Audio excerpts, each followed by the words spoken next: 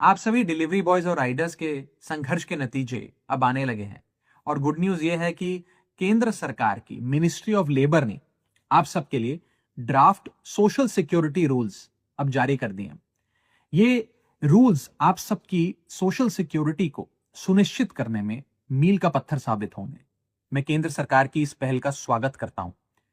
और ये सिर्फ इसलिए नहीं हुआ क्योंकि बतौर सांसद मैंने आपका मुद्दा संसद में उठाया। ये इसलिए भी हुआ क्योंकि आप सब ने अपनी आवाज बुलंद करी। शायद इन प्लेटफॉर्म्स ने, कंपनीज ने आपकी आवाज नहीं सुनी, लेकिन सरकार ने सुनी, जिसका स्वागत होना चाहिए। ये रूल्स आपकी जिंदगी को कैसे बेहतर करने जा रहे हैं, मैं सरल भाषा में आपको समझाना चाहता हूं। पहली चीज, आपको कानून की आंखों में अब रिकॉग्नाइज किया जाएगा, आपको पहचान दी जाएगी। अब ये कंपनियां आपको इंडिपेंडेंट कॉन्ट्रैक्टर कह के, पार्ट टाइमर कह के या मिसक्रिएंट कह के आपसे पल्ला नहीं झाड़ सकती। आपको बतौर वर्कर एक पहचान मिलेगी।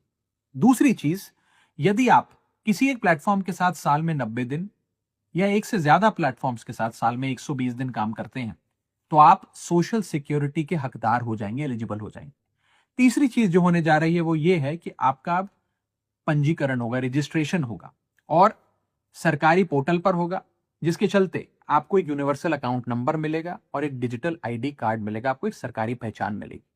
आपको एक कंपनी एक सीक्रेटिव एल्गोरिथम के पीछे छुपकर आपको मिटा नहीं सकती, आपको आपकी आइडेंटिटी को रिमूव नहीं कर सकती। चौथी चीज जो होने जा रही है वो ये है कि अब ये कंपनियां लीगली बाउंड होंगी तमाम वर्कर्स को रजिस्टर करने के लिए, ये डेटा सरकार से शेयर करने के लिए, और हर 3 महीने में इस डेटा को अपडेट करने के लिए। अब कोई बहाने नहीं, कोई एक्सक्यूजेज नहीं, कोई ये कहकर that we are just a tech platform कहकर कोई कंपनी अपनी जिम्मेदारी से भाग नहीं सकती।